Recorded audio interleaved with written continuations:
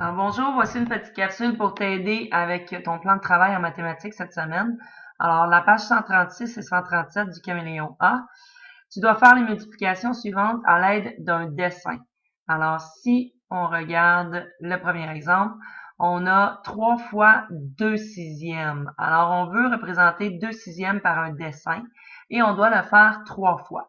Alors, peu importe ce que tu prends, nous ici dans l'exemple, on utilise les X ou dans un ensemble, je retrouve 2 sixièmes. Rappelle-toi que le numérateur t'indique le nombre de parties que tu colories ou que tu considères et le dénominateur, les sixièmes, représentent ce que j'ai au total. Donc, je pourrais avoir 2 morceaux de pizza sur 6 de manger, par exemple, ou encore ici 6x et j'en colorie 2 sur 6. Je fais la même chose ici dans mon deuxième ensemble, 2 sur 6, puisque j'ai 3 fois à représenter 3 fois 2 sur 6. Donc, dans le troisième ensemble, la même chose, je colorie 2x sur 6x. Le résultat est 6 sur 6 puisque si je prenais mes 2x de cet ensemble-ci et que je les remplaçais par les 2x qui sont là, j'enlève les 2x ici, je les ramène ici et je prends les deux là, je les amène maintenant dans cet ensemble-ci. Et je prends les 2x qui sont ici et je remplace les deux derniers. Je les envoie dans cet ensemble-là et je les remplace par les 2x coloriés. Donc, en tout, j'aurai donc 6x sur un total de 6 dans mon ensemble. Donc, 6 sur 6, ça représente un entier. J'aurai un ensemble complet de coloriés. Donc, voilà comment tu représenterais à l'aide d'un dessin 3 fois 2 sixièmes. Maintenant, pour la question numéro 2, tu dois calculer les mesures suivantes pour aider Axel à construire sa maquette d'avion. Alors, c'est comme si on avait la mesure 5 huitièmes de centimètre. Tu sais que 1 centimètre, ce serait 8 huitièmes, mais moi, j'en ai pas tout à fait 1 centimètre. J'ai seulement 5 huitièmes.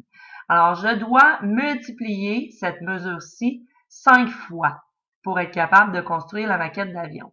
Alors, rappelle-toi hier, quand j'ai expliqué les multiplications de fractions, tu dois utiliser la formule numérateur fois numérateur et dénominateur fois dénominateur.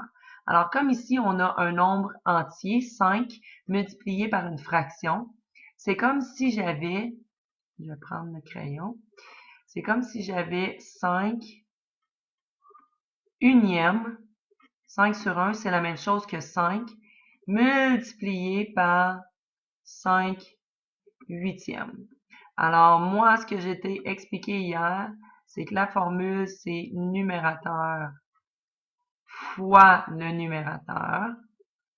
J'écris pas très bien puisque j'ai une souris pour écrire.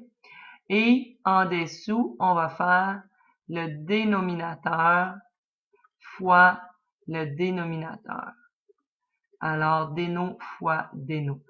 Donc, comme on n'avait pas de dénominateur sous le 5, je t'ai expliqué hier que quel chiffre qu'on pouvait mettre ici et qui ne changeait rien à mon nombre naturel. 5 unièmes et 5, c'est tout à fait la même chose. Alors, num fois num, ça me donne 25, puisque 5 fois 5 donne 25. Alors, on a 25 au numérateur. Et déno fois déno, donc 1 fois 8 donne 8. Alors, on a 25 huitièmes.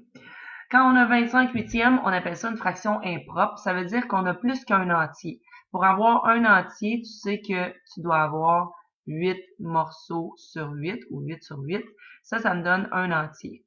Pour avoir un deuxième entier, on a besoin d'avoir encore 8 huitièmes. Donc, on serait rendu à 16 huitièmes. Donc, 16 huitièmes. On aurait 8 autres morceaux. 16 huitièmes, ça me donne 2 entiers. Alors, nous, on a 25 huitièmes. Une façon rapide de le calculer, on se demande, tu sais que cette ligne-là ici veut dire diviser.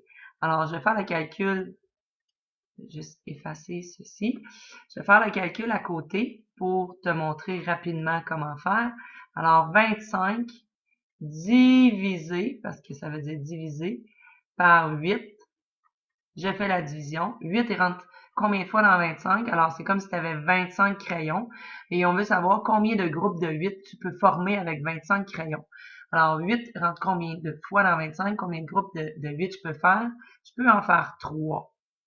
Donc, j'aurais 3 entiers complets.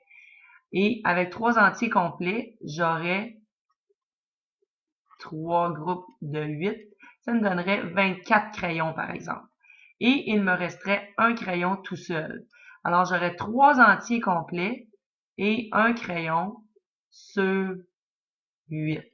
Alors, si tu te souviens un peu ce qu'on a fait avec les ensembles en haut, c'est un peu ça finalement ici.